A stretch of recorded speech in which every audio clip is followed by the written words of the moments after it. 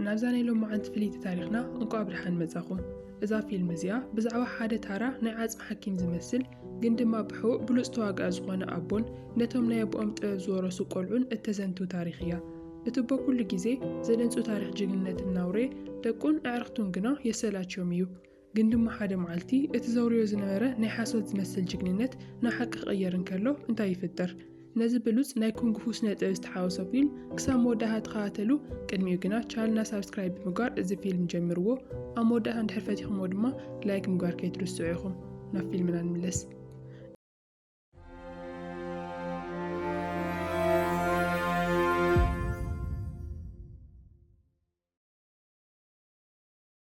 التاريخنا هونغ كونغ تشاينا ازجمر دكتور سوز تبعله نعاص محاكم نحاد عارقيت عاملو حكمنا ناغورلون كلو سلكي دوللو اتسلك مستلعله دكتور سو نتتاچنيو زحكمو زناره تحكاميو كالك زتملس إلي سدو بدحريو كحكيم حاد زي يصبه ነገር ይገብር ኣብቲ ክሊኒኩ ዘሎ ሓደ ምስጢራዊ ቁጽሪ ነከሞ ምስጢራዊ መሕለፍ በሪኽ ኣይኸፍት ንሓደ መንእሰይ ካብ ጨካናት ገበነኛት ንምድሓን ድማ ናብ ተልእኾ ይብገስ ኣብቲ ግጥም ናይ ዶክተር ሱ ናይ ውግእ ክእለቱ ካብ ተራሰ ወፃ ምዃኑ ይግለጽ ነቶም መጀመርያ መጥቃዕቲ ዝሰለሉ ሰባት ብዘደንጹ ፍጥነት ይስዕሮም بدحري خا بزحات سيف زحاز سبات يمزو نسو غنا بزي مسلچا يمكتم ام وداتا حدا فلوي صعدا صغرس تخدنه حدا غنيا تواغا يمزء እዚ ሰብዚ ብፍጥነትና ተርአየንና መፀን ዶክተር ሱ የቸግሮ ነይሩ ግን ድማ ዶክተር ሱ ብብልሓት ይስዕሮ ብድሕሪዚ ሃንደበት እቲ ምርኢት ይቕየር ዶክተር ሱ ነታን ጓሉ ደቀላሳ ዝኾኑ ሰባት እናተዋሰ ይዘተትወሎም ነይሩ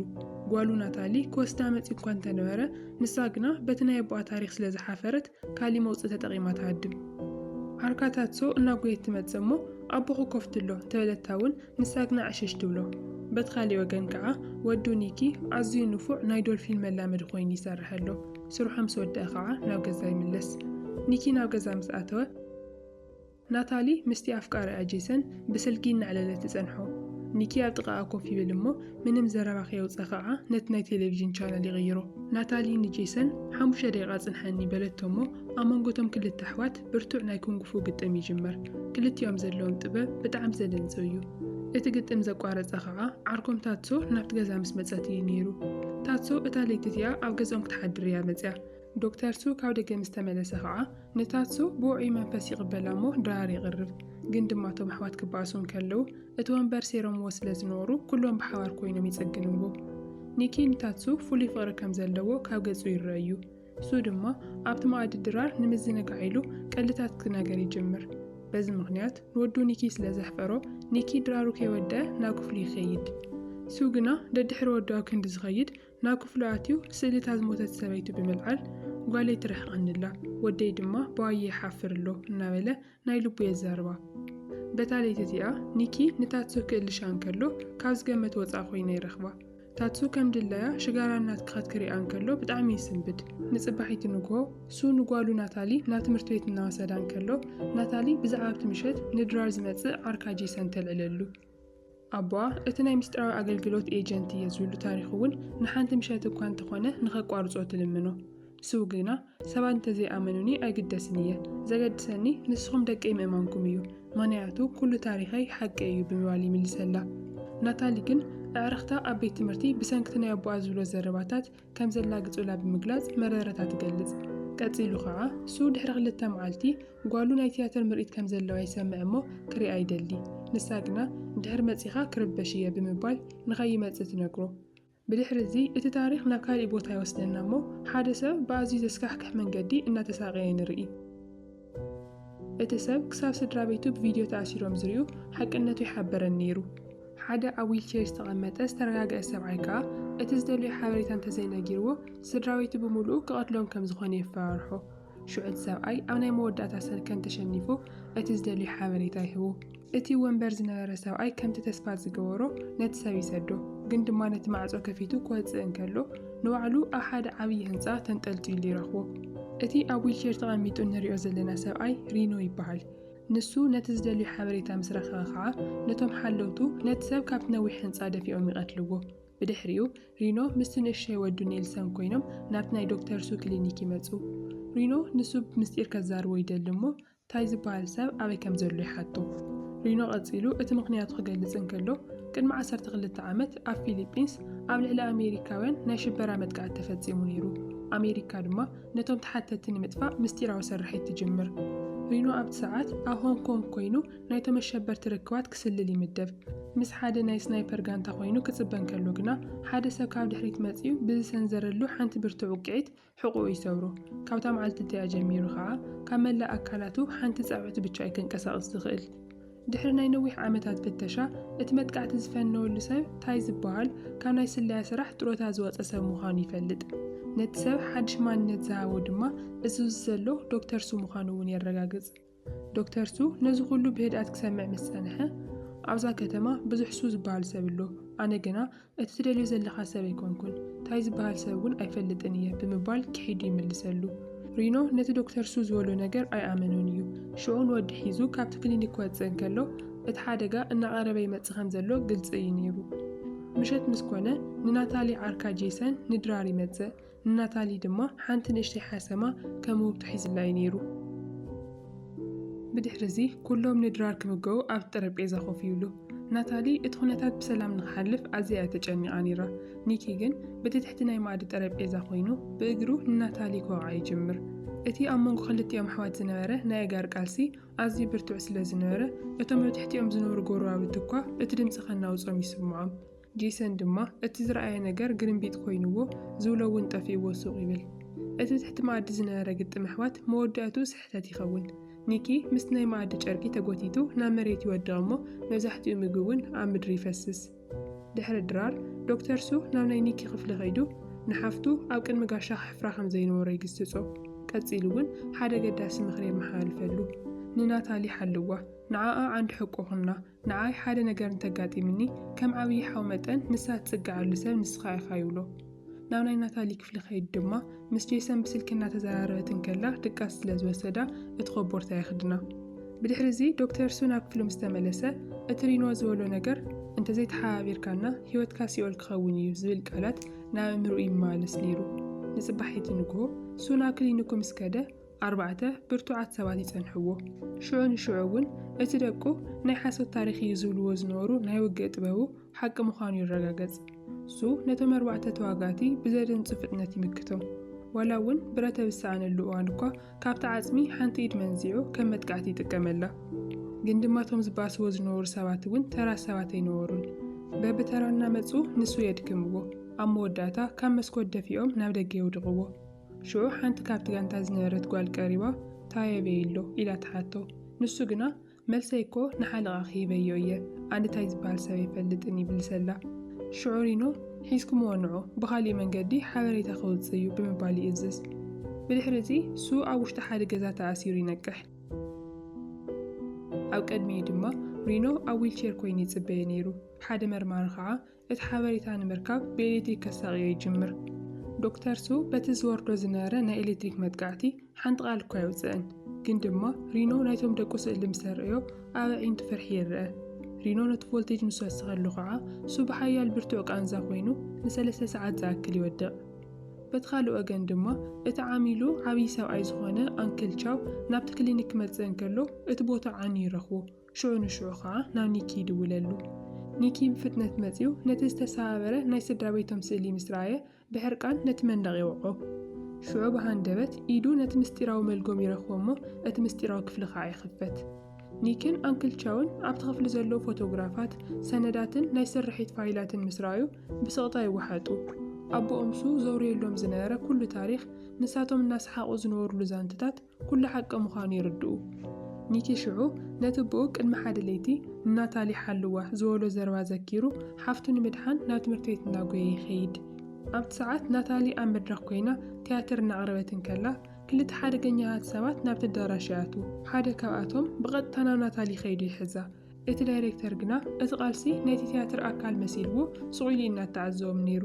ናታሊ ነቲ ሰብ ክትምክቶ እናፈተነት እንከላ ኒኪ ብፍጥነት ይመጽእ እሞ ባእሲ ይጅምር። እቲ ዳይሬክተር ከዓ ብጌጋ ተወቂዑ ካብቲ ቦታ ይግለል። ሕዚ ኣብ መንጎቶም ክልተ ኣሕዋትን ክልተ ግበነኛታትን ብርቱዕ ቃልሲ ይጅመር። ብዙሕ ከይጸንሐት ግን ታትሶ ነቲ ናይ ሓዊ መጥፍኢ ትክሒዛ ትመጽእ። ነቶም ጸላእቲ እውን ዓይኖም ተንቁሮም እሞ እቲ ዕድል ተጠቒሞም ካብቲ ህንፃ ይወፁ። ኣብ ሰዓት ጄሰን መኪና ኮይኑ ኣብ ደገና ተጸበዮም ነይሩ። ሓደ ካብቶም ተቓለስቲ ናብታ ትኸይድ ዝነበረት መኪና ክድይ ወላ እኳ እንተፈተነ ጄሰን ብፍጥነት ስለ ዝዘወራ ግና ናብ ጎኒ ይወድቕ። ሽዑ ኩሎም ናብ ናይ ጄሰን ገዛ ይኸዱ እሞ ኣቦና ናይ ብሓቂ ሓላዊ ምስጢር እንተነይሩ እዚ ነገር እዚ ምስ ናይ መንግስታዊ መደብ ዝተሓሓዝ እዩ ብምባል ክመያየጡ ይጅምሩ። በታ ለይቲ እቲኣ ሓደ ሳልሳይ ሰላይ ናብ ናይ ዶክተር ሱ ገዛ ተላኢኹ ይኣቲ። ግን ድማ ነታ ንእሽተይ ሓሰማ ወጻኢ ካሊእ ምንም ነገር የረኸበን። ብኻሊእ ወገን ድማ ናታሊ ነቲ ክሳዳ ዝነበረ ሰንሰለት ከፊታ ክትሪኦ ከላ ኣብ ውሽጡ ሓደ ሚሞሪ ካርድ ትረክብ። ሽዑ ጄሰን ነቲ ሚሞሪ ካርድ ናብ ኮምፒተር ወላ እኳ እንተእትዎ ብዘይ ናይ ኣቦኣ ድምፂ ግና ክኸፈት ኣይከኣለን። ኒኪ ንሱ እውን ተመሳሳሊ ሰንሰለት ከም ዘለዎ ግን ድማ ኣብ ቤት ትምህርቲ ከም ዝሓደጎ ዘኪሩ ክልቲኦም ኣሕዋት ናብ ቤት ትምህርቲ ይጎዩ። ኣብኡ ሓደጋ ኣጋጢሞም ወላ እኳ እንተነበረ ግን ድማ ብጥበብ ሊጦም ይወፁ። ድሓር እናተመለሱ ከለዉ እቲ ሓደገኛ ተዋጋኢት ጓል ምስ ካልአይቲ ብምዃና ኣብኡ ተጽበዮም። ኒኪ ናታሊን ነብሲ ወከፎም ሓደ ሓደ ሒዞም ግጥም ይጅምሩ። እዚ ግጥም እዚ ንዕኦም ኣዝዩ ከቢድ ነይሩ፣ ምክንያቱ እተን ኣዋልድ ብጣዕሚ ዝሰልጠና ስለ ዝነበራ እዩ። ኒኪ ነታ ጸላኢቱ ክቐትላ ዕድል ወላ እኳ ረኺቡ እንተነበረ ግን ድማ ምሕረት ይገብረላ። ንሳ ድማ ነቲ ሕያውነቱ ተጠቒማ ብሰይፍን ብበትርን መሊሳ ተጥቅዖ። ናታሊ ድማ ድሕሪ ብዙሕ ሙከራ ሕዚ እቲ ናይ ሓቂ ብቕዓታ ተርእዮ ትጅምር። ናይታ ጸላኢታ ጥንካረ ንረብሓኣ ብምጥቃም መጥቃዕታ እናመከተት ኣብ መወዳእታ ተውድቓ። ድሕሪኡ ንሓዋ ኒኪ ሒዛቶ ተሃድም። ናብ ናይ ጄሰን ገዛ ምስ ተመለሱ ድማ እተን ክልተ ሰንሰለታት ብሓባር እንድሕር ተዘይተሰኪዖም እቲ ፋይል ከም ዘይኽፈት ይርድኡ። እቲ ዝዓበየ ጸገም ግና ሕዚ እውን እቲ ናይ ሱ ድምፂ የድልዮም እዩ። ናታሊ ኣቦኣን ገዛ ርእሱ ድምፂ ቀሪጹ ከም መለለይ ስልኪ ይጥቀመሉ ከም ዝነበረ ትዝክር። ሽዑ ጄሰን ነቲ ድምፂ ብቴክኖሎጂ ክሰርሖ ይጅምር። ግን ከዓ ሕዚ እውን ትመጽልእ ነገሩ እቲ ኮምፒተር ነቲ ሓበሬታ ንምፍታሕ ዝተወሰኑ ሰዓታት ክወስደሉ እዩ። በቲ ካልእ ወገን ድማ ዶክተር ሱ ኣብ ተኣሲሩሉ ዘሎ ክፍሊ ይነቅሕ። ሽዑ ማንም ከይረአዮ ብብልሓት ሓንቲ ጻብዕቱ ሰይሩ ነቲ ማእሰርቱ ነጻ ይወፅእ። ኣብ ናይ ጄሰን ገዛ ድማ ናታሊ ንናይ ኒክ ቁስሊ እናሓከመትሉ እንከላ ኣብ ከቢድ ግዜ ስለ ዘፅሓለይ የመስግነካ ትብሎ። ክልቲኦም ግን ብዛዕባ ኣቦኦም ሕዚ እውን ብርቱዕ ፍርሒ ይስምዖም ኣሎ እዩ። ዶክተር ሱ ድማ ነቲ ማእሰርቱ ፈቲሑ ነቲ ቁስሉ ቃንዝኡን ንምዝሓል ናይ ታይቺ ምንቅስቓስ ክገብር ይጅምር። ግን ድማ ሓደ ንእሽተይ ሰብ ኣብ ቅድሚቱ ደው ኢሉ ኣሎ። ንሱ እውን እቲ ወዲ 10 ዓመት ንሪኖ ወዱ ኔልሰን እዩ ነይሩ። እዚ ህፃን እዚ ንዕድሚኡ ዘይምጥን ዘደንፅ ናይ በትሪ ውግእ ክእለት የርኢ። ብዘይተጸበየ ቅልጣፈን ሓይልን እውን ንዶክተር ሱ እናደጋገመ ይወቕዖ። ሱ ብሰንኪቲ ዝነበረ ቁስሊ ነቲ ህፃን ተመሊሱ ክበኣሶ ብጣዕሚ ይሽግር። ኣብ መወዳእታ ኔልሰን ብሓንቲ ውቅዒት ንዶክተር ሱ የውድቖ። ሱ ድማ ሕልኑ እጥፊኡ ናብ መሬት ይወድቕ። ሓደ ናይ 10 ዓመት ህፃን ንሓደ ብሉፅ ናይ ቀደም ስለያዊ ወኪል ኣውዲቕዎ ክበሃል ከሎ ብጣዕሚ ከቢድ እዩ። በቲ ካልእ ወገን ድማ ናታሊ ኣቦኣ ከም ዝሞተ ዘርኢ ሕማቕ ሕልሚ ሓሊማ እናተንቀጥቀጠት ትነቅሕ። ናብ ጄሰን ምስ ከደት እቲ ፋይል ተኸፊቱ ይጸንሓ። እቲ ታይ ተባሂሉ ዝድለ ዘሎ ሰብ መን ምዃኑ ምስ ረኣዩ ብጣዕሚ ይስንብዱ። ንሱ እቲ ናይ ቀደም ናይ ኣቦኦም ዓርክን ናይ ስራሕ ዓሚሎምን ዝነበረ ኣንክል ቻው እዩ። ጄሰን ግን ብሃንደበት ንናታሊ ንኒኪን ኣብቲ ክፍሊ ዓፅዩ ንበይኑ ገዲፍዎም ይወፅእ። ካብኡ ካብ ደገ ኮይኑ እቲ ሓቀኛ መንነቱ ይነግሮም። ንሱ እውን ልክዕ ከም ኣቦኦም ጥሮታ ዝወፁ ሰለይቲ ንምክልኻል ዝተመደበ ወኪል እዩ። ስርሑ ድማ ንኣንክል ቻው ብዝኾነ ዋጋ ምክልኻል እዩ ነይሩ። ንናታሊ እቲ ንዓኽ ዘለኒ ፍቕሪ ግና ሓቀኛ እዩ እንተበላ እውን ንሳ ግና ከም ክሕደት ብቻ የርያቶ። ብድሕሪ እዚ ጄሰን ካብቲ ገዛ ወፂኡ ናብ ናይ ኣንክል ቻው ቤት ምግቢ ይኸይድ እሞ ምስጢርካ ተቓሊዑ እዩ ሓደጋ ስለ ዘሎ ሕዚ ክንሰርሐካ ኣለና ይብሎ። ኣንክል ቻው ነቲ ዜና ብጣዕሚ ብሓዘን ይቕበሎ። ነቲ ዝሃነፆ ህይወትን ቤት ምግብን ንምስንባት ከዓ ሓንቲ ደቂቓ ብቻ ይሓትት። ሽዑ ጄሰን ርእሱ ክቅይር እንከሎ ኣንክል ቻው ጠፊኡ እዩ። ጄሰን እናደልዮ እንከሎ ኣንክል ቻው ከም ሓደ መንእሰይ እናዘለለ ናብ ላዕሊ ህንፃታት ክጎይ ይርኦ። ጄሰን በቲ ዝሪኦ ዘሎ ነገር ብጣዕሚ ይግረም። ኣንክል ቻው ካብቲ ዝመስሎ ንላዕሊ ኣዝዩ ፈጣን እዩ። ጄሰን እውን ደድሕሪኡ እናጎየ ኣብ መወዳእታ ኣብ ሓደ መንደቕ የፀግዖ። ሽዑ ንኣንክል ቻው ሰባት ክቀትሉ ወይ ክኣትልዎ ከም ዘለውን ንሱ ግና ካብ ሞት ከድሕኖ ኢሉ ከም ዝመፀ ክገልፀሉ ይፍትን። ግን ድማ ኣንክል ቻው ኣነ ንሱ ብቻ እየ ዝኣምን፣ ንቤት ምግበይን ንሰበይን ሓዲገ ናብ ምንም ክኸይድ ኣይክእልን እየ ብምባል ይኣቢ። ኣብ ሰዓት እቲ ናታሊን ኒኪን ናብቲ ህንፃታት ዘለዎ ቦታ ይመፁ።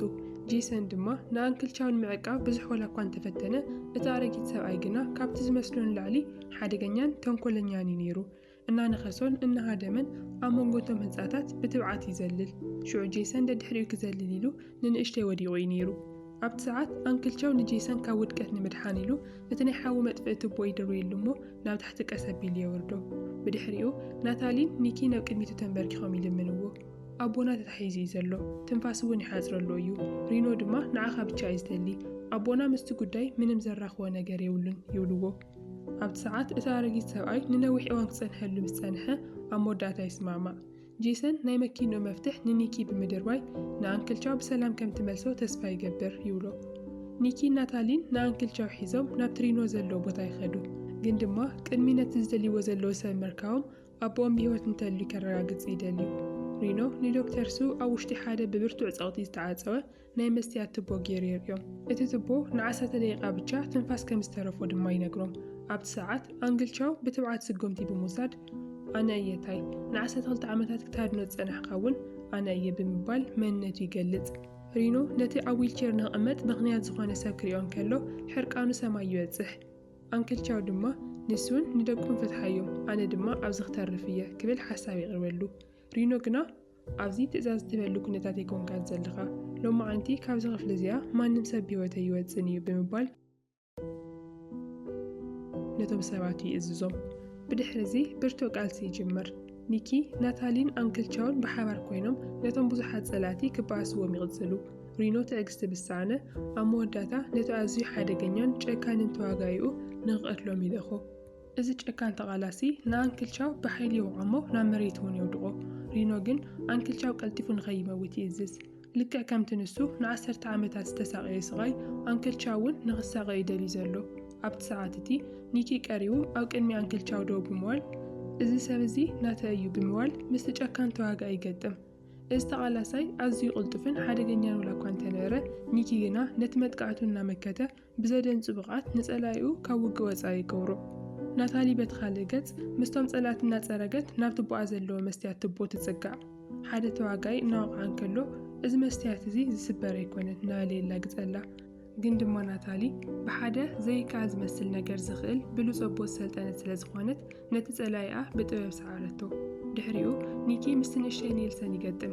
ኔልሰን ድማ በቲ ናይ በትሪ ውግእ ክእለቱ ንኒኪ ክቃለሶ ይጅምር። ናታሊ ናብቲ መስትያት እናተጸጋዐት ክተፍርሶ ብኽልተ ኢዳ ትፅዕር፣ ግን ድማ ይተሳክዐላን። ኣብቲ ሰዓት እቲ ኣቦኣሱ ኣብ ውሽጢ እቲ መስትያት ኮይኑ በፃብዕቱ ክቢ ክሰርሕ ትሪኦ። ናታሊ ሽዑ ንሽዑ እቲ ብቆልዓ እንከላ ዝሰልጠና ስልጠና ናብ እምሮኣ ይመፀላ።